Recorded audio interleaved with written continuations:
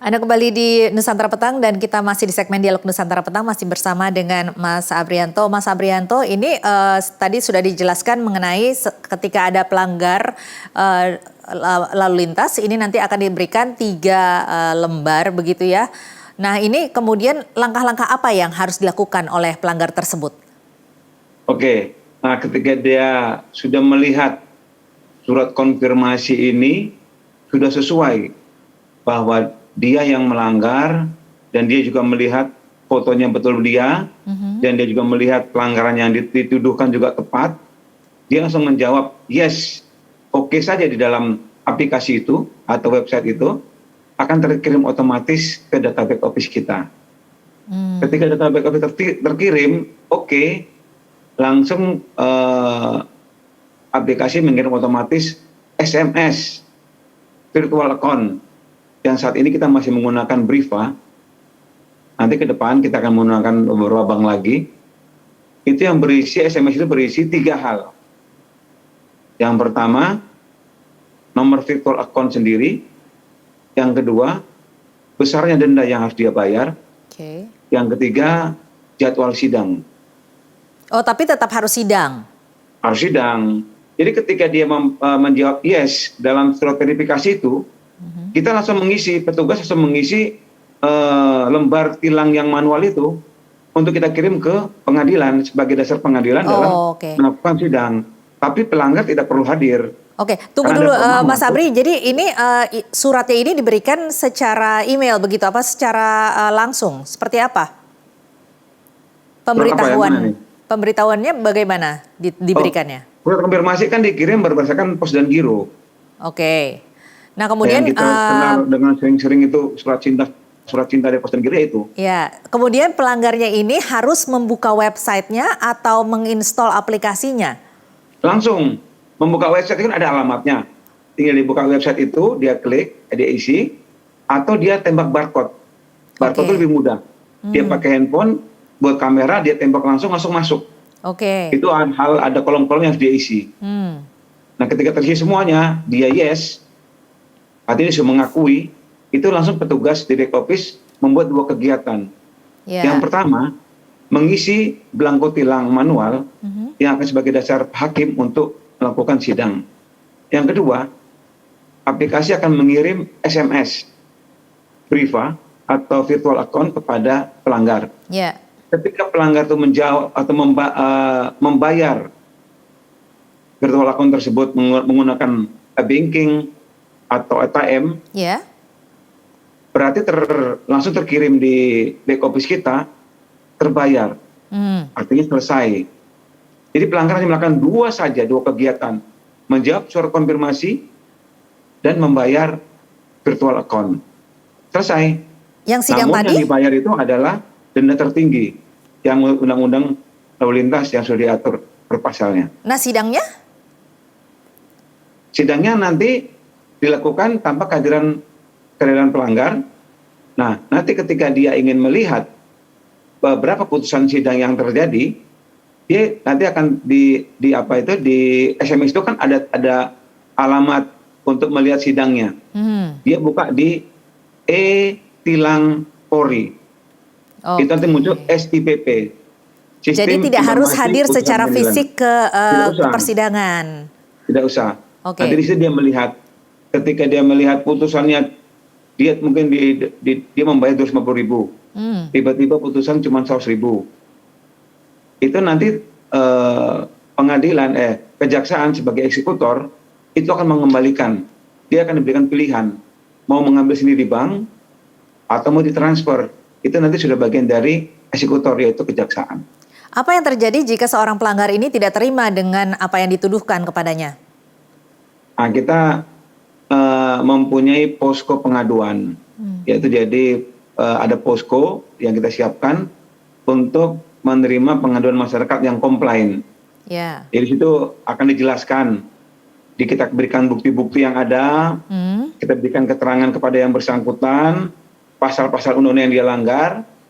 Ketika dia sudah mengerti, baru nanti kita kirimkan SMS Briva tadi. Kalau masih tidak mau mengerti juga ataupun ingin masih tetap tidak terima bagaimana? Kan dia diblokir nomornya. Jadi Saya dilakukan blokir nomornya. pemblokiran. Pemblokiran. Nah, kalau ada yang tidak melakukan apa-apa begitu ya, hanya membengkalaikan saja tilangnya ini? Nanti ketika dia akan melakukan kewajibannya untuk pengesahan pajak, pengesahan STNK, dia akan harus berurusan dengan posko etle yang ada di Samsat.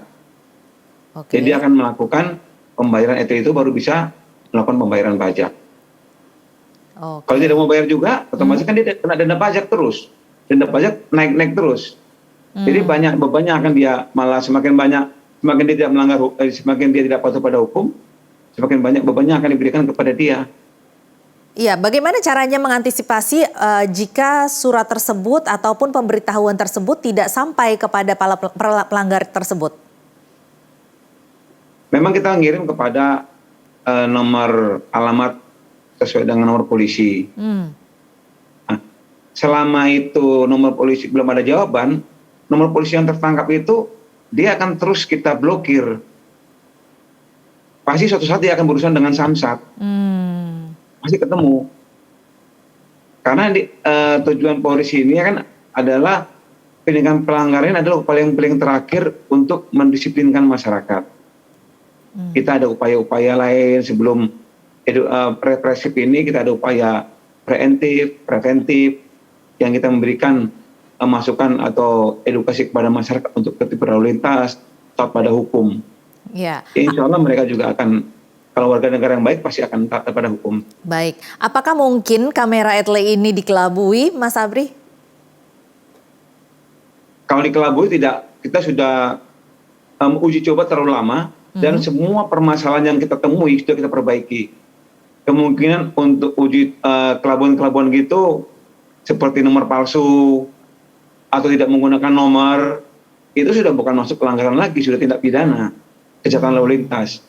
Contoh, ketika dia mengelabui, dia tidak menggunakan nomor yang asli, dia menggunakan nomor palsu. Ketika tertangkap etle, tampilan di layar nomornya B123MK. Di situ terlihat dalam data ERI kita, itu milik Innova hitam. Namun kita lihat fisiknya, itu Avanza putih. Nah, ini berarti dia sudah mengelabui atau sudah menggunakan identitas palsu. Otomatis kita lakukan pemblokiran. Setiap kendaraan itu melewati kamera etle, itu kita di dalam back office kita ada alarm. Dia akan menyala alarm tersebut bahwa ada mobil yang dicurigai melintas di kamera etle di Tamrin atau di mana. Kita harus menghubungi petugas yang ada di Tamrin, menggunakan HT untuk melakukan penangkapan kendaraan B123MK tadi. Nah, itu berarti bukan pelanggaran, otomatis kita akan melakukan pemberikan lebih detail lagi. Jadi efek positifnya adalah malah bisa diketahui begitu ya tindak pidana lainnya.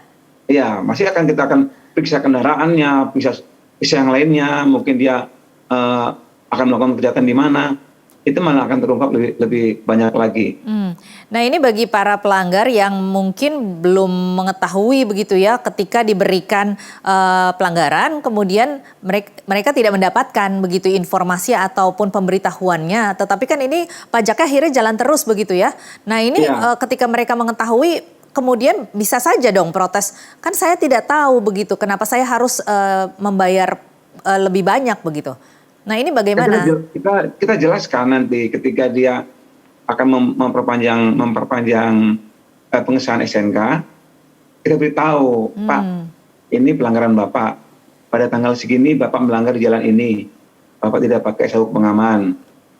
Ini kemudian di jalan hari ini, hari berikutnya Bapak melanggar di sini. Dan salahnya Bapak adalah Bapak tidak membalik namakan kendaraan Bapak. Karena Bapak beli, kewajiban seorang pembeli baru harus membalik namakan kendaraannya. Jadi dia melakukan 3 hal. Yang pertama dia harus bayar denda tilang. Yang kedua dia harus balik nama. Yang ketiga dia baru bayar pajak dengan denda yang ada. Baik. Ini yang terlihat pelanggaran-pelanggaran yang bisa ditangkap oleh kamera etle ini kan seperti misalnya pelanggaran untuk rambu-rambu lalu lintas begitu ya. Tapi kalau untuk kelengkapan mobil sendiri seperti yang bisa dilakukan oleh polisi yang menilang secara langsung ini apakah bisa terlihat juga? Memang kami baru kamera etle yang kami buat masih 10 pelanggaran yang mendominasi pelanggaran, yaitu menerobos lampu merah, melanggar rambu marka jalan, kemudian batas kecepatan, kemudian tidak menggunakan helm, kemudian lawan arus, kemudian ada kebijakan pemerintah mungkin ganjil genap, kemudian memasuki jalur yang bukan tempatnya seperti di busway, kemudian ada tidak pakai seat belt, tidak pakai helm, dan yang terakhir belum mengesahkan SNK. Yang paling banyak ini pelanggaran apa ini Mas Abri? Suka mereka lengah tidak pakai sabuk pengaman, kalau yang roda 2 tidak pakai helm, sama melawan arus. Nah, untuk pelanggaran-pelanggaran lain seperti misalnya tidak adanya kelengkapan dalam kendaraan, itu apa yang dilakukan? Apakah masih tetap ada penilangan secara fisik begitu? Ada polisi-polisi yang berjaga-jaga secara langsung? Tentu. Jadi adanya polisi di jalan adalah mengurangi terjadi pelanggaran supaya tidak terjadi kecelakaan. Jadi ketika polisi secara kasat mata melihat langsung pelanggaran yang membahayakan dirinya atau pengguna jalan lainnya, polisi masih punya kewenangan untuk melakukan penindakan pelanggaran tersebut secara langsung. Namun menggunakan sistem semi elektronik. Apa itu semi elektronik? Jadi penggunaan pembayarannya atau sistem pembayarannya itu menggunakan e-banking atau e-tilang. Sistem e-tilang. Jadi tidak lagi titip di sidang, titip di tempat, tilang, kasih suratnya, berangkat. Ini juga merupakan salah satu upaya tentunya untuk mengurangi adanya pungli-pungli begitu ya yang seringkali dikeluhkan masyarakat. Nah ini ke depannya apakah bisa dihilangkan sama sekali kasus-kasus pungli ini? Oh pasti bisa. Sebenarnya pungli ini harus kita lihat dari pandangan psikologi, memang harus sama-sama saling mengawasi. Ya.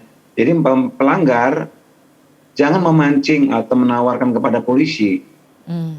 Dan polisi tidak boleh harus mengingatkan kepada masyarakat yang melakukan pungli tersebut, yang akan membayar pungli tersebut.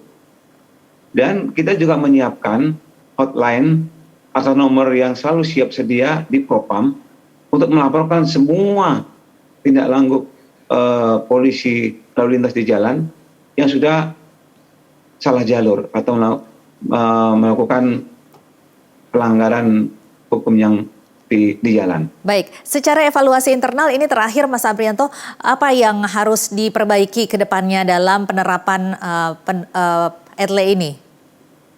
Oke, etle ini kan baru kita launching 23 Maret. Ke depan kita akan memenuhi di 34 Polda dan di 524 Polresta. Dan sekarang juga ada 4 Polda melalui Korlantas sudah berinovasi menggunakan kamera portable. Portable ini artinya kamera itu melekat di tubuh petugas. Oke. Jadi ketika dia patroli, dia melihat ada pelanggaran, dia cukup komunikasi saja. Ibu kenapa tidak pakai helm? Oh maaf Pak lupa. Oke Bu, tolong hati-hati. Lain kali pakai helm.